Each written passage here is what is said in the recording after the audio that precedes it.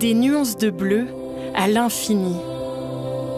Des plages de sable blanc, des cocotiers. Bienvenue en Polynésie française. Un archipel d'îles qui s'étend sur une superficie aussi grande que l'Europe et qui abrite une faune marine exceptionnelle. Pour étudier ces fonds marins foisonnants, Serge Plane, écologue au laboratoire du CRIOB à Moorea, a mis au point un instrument de recherche unique au monde. À mi-chemin entre un bateau et une plateforme, voici la barge scientifique. Un petit concentré de technologie sur un bateau de 15 mètres sur 6. Elle permet d'étudier la biodiversité des lagons en étant directement sur place. Le concept de cette unité de la barge, c'est finalement un bateau, mais qui peut se mettre sur pilotis à un moment donné, et qui devient finalement un laboratoire sur pilotis, stabilisé, sur le lagon, pour pouvoir ensuite travailler directement sur des recherches sur le récif corallien, dans la zone du lagon, et non plus être en aquarium, mais directement in situ, dans le milieu. Aujourd'hui, justement, Serge Plane et son équipe emmènent leur laboratoire flottant au plus près des coraux. Avec ses pilotis remontés, il ne ressemble à aucun autre bateau. Son autre particularité, c'est son fond plat, qui lui permet d'aller partout dans le lagon, même quand il y a peu d'eau. La barge, elle va passer sur des profondeurs, on va dire, jusqu'à 80 cm d'eau, puisqu'on a un tirant d'eau de 40 cm et on se garde une petite marge de manœuvre de 40 cm, histoire de ne pas accrocher le bateau. Et après, on va pouvoir la poser sur le récif dans des profondeurs qui vont jusqu'à 2,20 m. Voici la zone où l'équipe veut s'installer pour travailler. Télécommande allumée. Pour descendre les poteaux, il n'y a qu'à activer les joysticks de cette télécommande de chantier. La partie la plus délicate, c'est de maintenir la barge droite pendant que ses pieds descendent lentement. Il faut lutter contre le vent et les courants. En moins de 20 minutes, la barge est positionnée. La mise en place est assez simple parce que finalement on est sur un outil où les poteaux sont sur des gros vérins hydrauliques. Donc une fois qu'on arrive sur zone, on va, je dirais, activer l'hydraulique qui va faire descendre ces vérins. Et donc en descendant, ces vérins vont faire descendre les poteaux. Et en descendant, à un moment donné, les poteaux vont toucher le fond. Et au fur et à mesure qu'ils vont toucher le fond, à ce moment-là, au bout d'un moment, c'est la barge qui va se soulever sur ces vérins-là. Une fois sur pilotis, ce n'est plus un bateau, mais un laboratoire qui offre plus de confort aux chercheurs. La barge est un outil précieux pour de nombreux projets de recherche. Surtout, elle permet d'utiliser des technologies de pointe, comme ce drone sous-marin.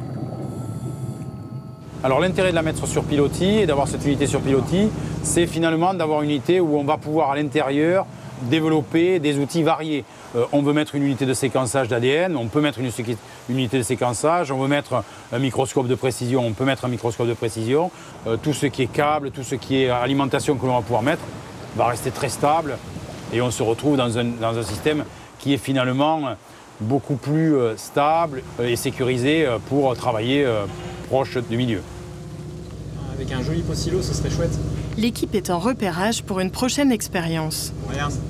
Ils recherchent une formation de corail appelée patate corallienne à cause de sa forme.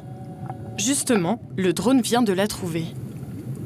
Ils vont essayer de l'enfermer dans cette grande bulle de plexiglas de 2 mètres de diamètre.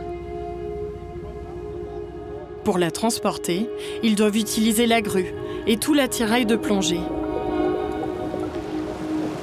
L'expérience n'est pas encore au point. Ils doivent encore trouver comment la fixer dans le sol et la rendre hermétique. L'objectif sera à terme d'isoler tout un écosystème. Une première au monde à cette échelle. On va pouvoir enfermer un morceau de récif, une patate corallienne que l'on appelle, mais dans lequel il y a à la fois le corail, à la fois les algues, à la fois les poissons, à la fois toute la communauté qui est dedans. Et ensuite, on peut faire un suivi complet de cette patate corallienne en termes d'évolution, à la fois en termes de température, de physiologie, de pH, pour comprendre un peu finalement, sous certains types d'expérimentations que l'on peut faire dessus, comment va réagir un écosystème un peu complet. D'autres manipulations sont réalisées directement avec la barge en mouvement, comme l'utilisation de ce sonar multifaisceau.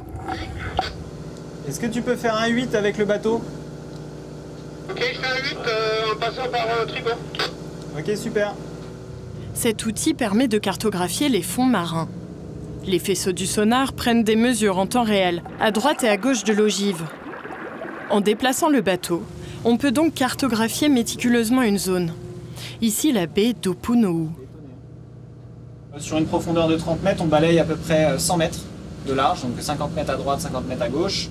Bien sûr, en fonction de la zone qu'on veut faire, il faut qu'on fasse des allers-retours. Et donc on fait un système comme un lasso et on cartographie toute la baie en faisant des allers-retours.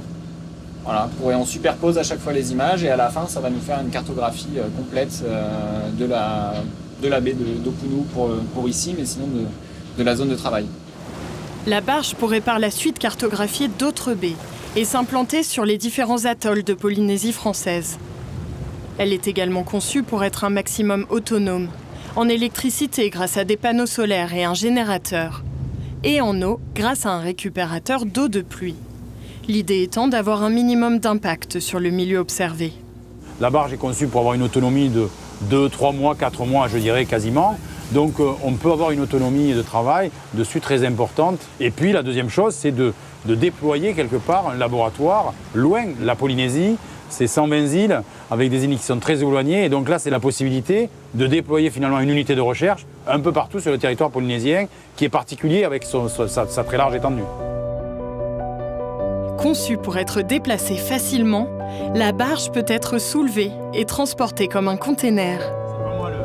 Ce bateau unique pourrait être prêté à d'autres chercheurs à travers le globe, pour aider à découvrir les derniers secrets que nous réserve encore le monde sous-marin. En attendant, dans quelques mois, la barge s'en ira. Elle explorera les fonds tout aussi somptueux d'une autre île de Polynésie française, Bora Bora.